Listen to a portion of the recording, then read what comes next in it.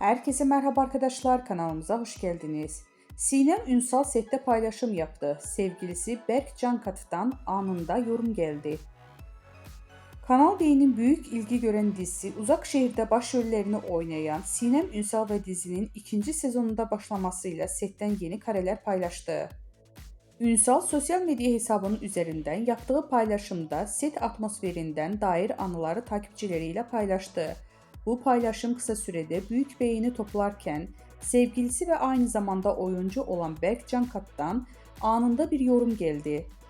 Sinem Ünsal dizide aile karakterine hayat verirken sette yaptığı paylaşımlarda adından söz ettiriyor.